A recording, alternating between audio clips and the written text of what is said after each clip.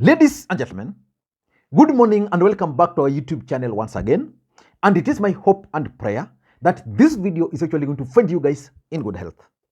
Personally, I am fine. Kisumu is also fantastic. And maybe you could also let me know where you are watching the video from, the county or the country, in case you are out of the republic. Ladies and gentlemen, tension is very high at Statehouse right now, because Moses Kuria has kicked off a storm with the media, and the media is responding ruthlessly. Na nimaliza nyinyi watu wa media kusema, Nation Media muamue kama nyinyi ni gazeti ama broadcasting house ama media house ama ni chama cha upinzani. Na mimi nimesema kutoka leo hata sio kesho, idara yote ya serikali nitaona imeweka advertisement kwa Nation Media. Ujihesabu kwa nyumbani.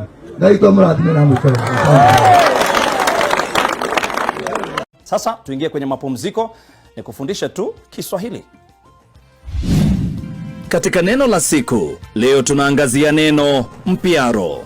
Maana yake mtu mwenye tabia ya kuongea lugha chafu.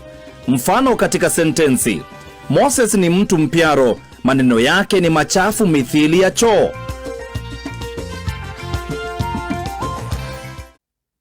So who is going to win? Is Moses Kuria going to win against the Daily Nation? I don't think so. And from all indications, the media are ganging up against Kenya Kwanza government, because even Rigathi Gachagua is now siding with Moses Kuria.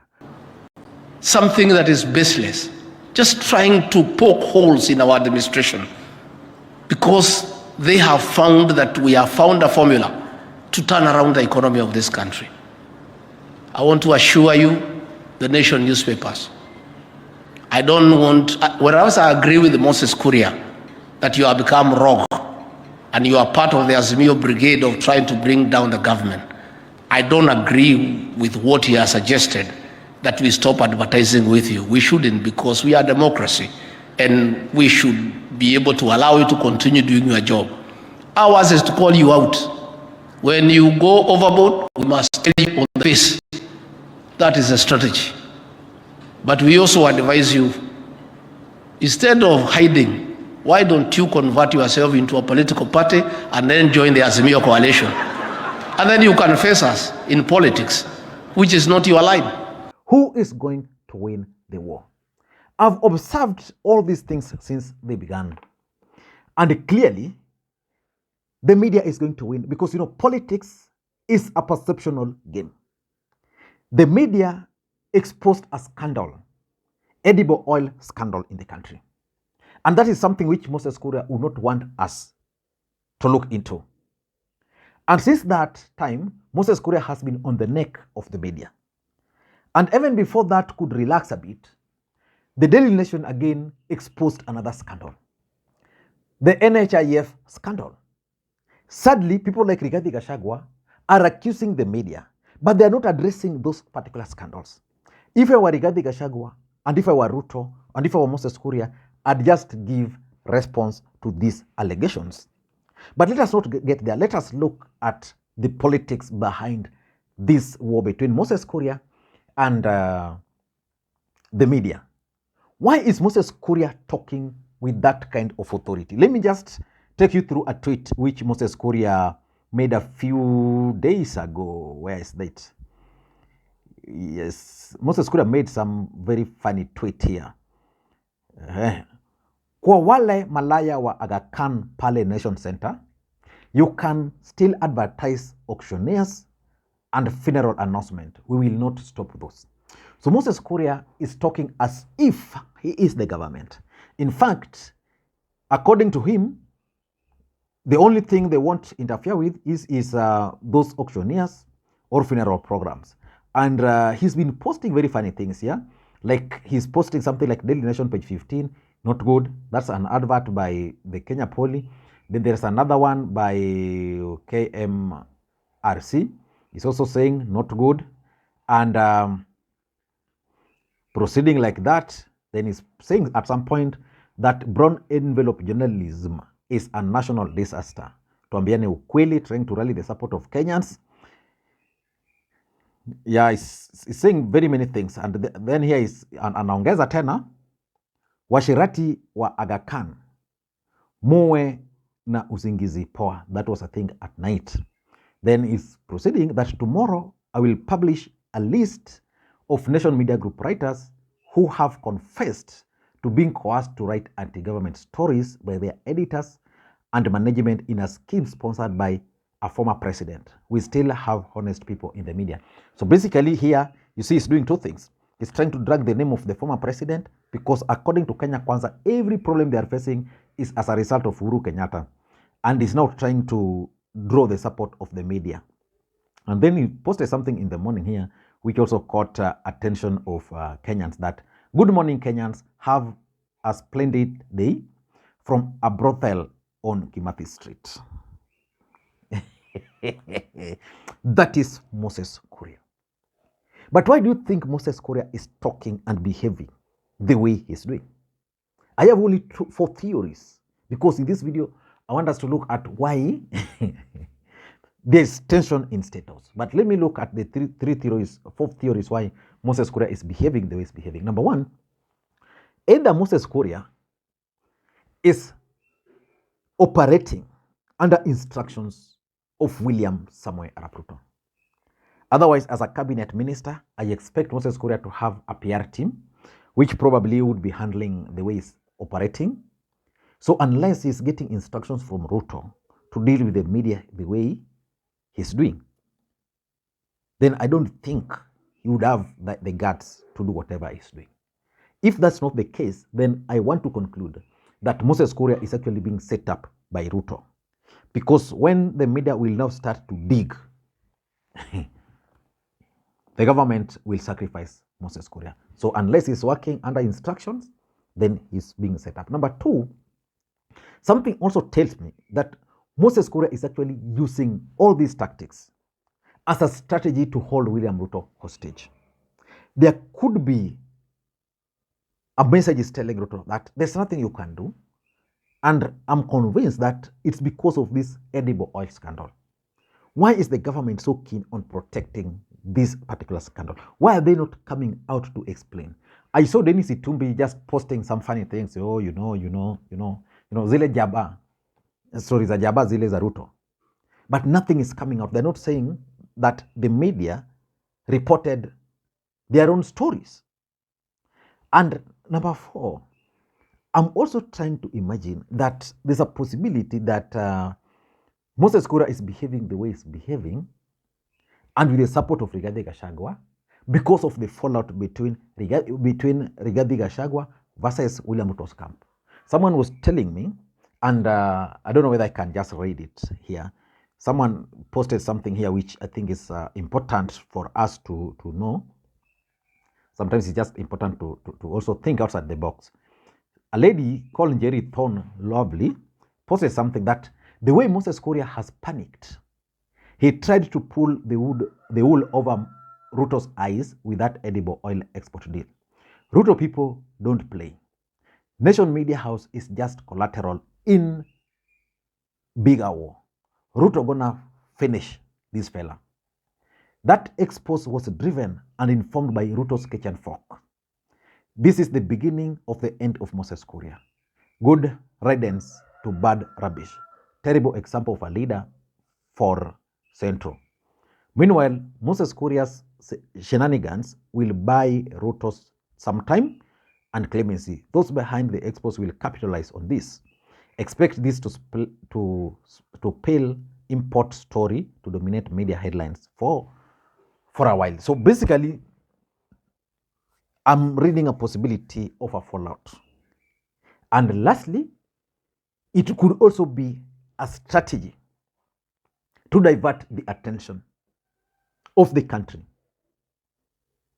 from edible oil scandal. So that's a possibility, that there is this scandal which is so big, the nation media exposed, then you now resort to attacking individuals within the media house. Then the attention of the country then shift from the scandal to war between Moses Kuria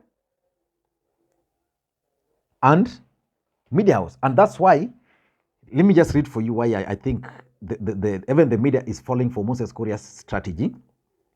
If you read the statement which was issued by the Kenya Union of Journalism, let me just read for you the last two paragraphs. While we support the ongoing initiative by Deputy President Rigathi Gachagua to deal with the impact of rampant consumption of alcohol in the country, it is our opinion that for this war to bear fruit, he should cast the net wider to rid the country of leaders who are not in control of their faculties. I can assure Mr. Kuria that the media will outlive his political career and will be waiting with glee to write his political obituary. Now, you see, even the Kenya Union of Journalists are now attacking Moses Kuria directly. So, which means that the focus now is not on the scandal, the edible oil scandal, or even the NHIF scandal. It's now about Moses Kuria. So, I tend to think that all these were intended to divert the attention of the country. But why do you think Statehouse is in panic? That's what I want us to look in this video.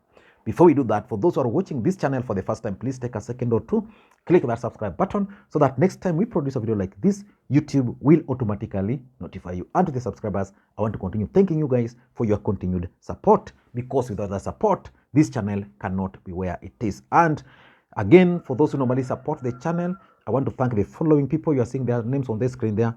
Thank you guys. I received the coffee. And now, without any further ado, let us dive into the main issue. Why is Statehouse worried? Number one, negative media propaganda. You know, politics is a perceptional game. Moses Kuria has placed the government in a position where the media will now interrogate them. And you know, saying that, oh, the media sponsored working for Uhuru will not help now. I'm saying this because initially it was the Citizen TV. Now the Daily Nation. The next one, so it means all these media houses, any scandal they will be exposing will be targeting the Kenyan Kwanza government. And the truth of the matter is that the Daily Nation is sticking with their story. And I'm sure they are also digging other scandals. Scandals is what brought Mwai Kibaki down in his first term. So that by the time he was going for the second term, he was already finished. I paid and listened painfully to Rigathi Gachagua responding to the media. He was accusing the media and agreeing with the media, because the media just reported that William Ruto, in the first 9 months of William Ruto's government, he has actually overspent 3 times what Uhuru Kenyatta spent. And he's agreeing that that's the truth, that it could even be more. So why fight the media when media reports such kind of a thing? It would have been good for them to say, okay, William Ruto spent this, but he's been able to bring this into the country. But for them, it's good. It's okay for Ruto, who promised not to do that, but not okay for Uhuru. So the media will continue doing this, and it's going to hurt their image badly. So that's number two. International embarrassment. You know, when Moses Kuria attacks the Aga Khan because of nation, and is the Minister for Trade, Aga Khan is one of the biggest investors in the Republic and in Africa. In fact, when you talk of the nation as a newspaper, that's a very small thing to the Aga Khan. They can even decide and close the Nation newspaper and the Nation TV and NTV. They can decide and close them. But then for them, life will still be okay. The investor confidence in this government is going to deteriorate. Their image internationally, based on the way they are responding to the media. You see, yesterday, there was a very high-profile meeting. William Ruto, representing Kenya government, and European Union. They were signing some agreement. Moses Kuria was there. Rigathi Gachagua was there. And you know, when Rigathi Gachagua was given the platform to speak, he never spoke about Kenya, the needs. He only spoke about the media. I don't know how that was important to the European Union. I don't understand. Yeah. And the other thing which is coming out, probably, is that power has actually gotten into the heads of Kenya Kwanza government. And that's why they don't care about whatever is happening in the country. And the media is telling us. And you can see from the way they are reacting, from the way they are behaving. The other day, you saw the media reporting that Bore and Gatanga, member of parliament, that house scandal in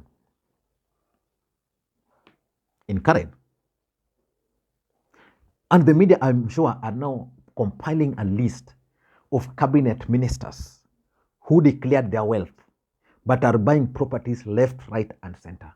Some who've moved from their one-bedroom apartment in Kilimani now to, you know, those high-profile buildings in Karen. So the media will be doing all this audit because the power has gotten into some of these guys. And number 4, you know, in any government, there's always corruption. And the best way to deal with that is to manage the perception of the country. And to manage the perception of the country, you must involve the media. So Statehouse is worried that with the war against the media will continue highlighting some of the corruption happening in the country. Some of them might not even be sanctioned. Like, for example, what happened at NHIF is something which is there. Several hospitals are doing that, getting money, you know, but they're there. But if the media is reporting it in a way that project it as a government problem, then there's a problem. So the government is worried that the media is going to finish them over the issue of corruption and also the Kenya Kwanza failures. You know, Kenya Kwanza will not be at peace. That's the truth. Because the media will be highlighting. You know, like they were saying, Ruto has overspent. If you challenge them, they'll go into the details. And they have a lot. And lastly, it also vindicates Azimio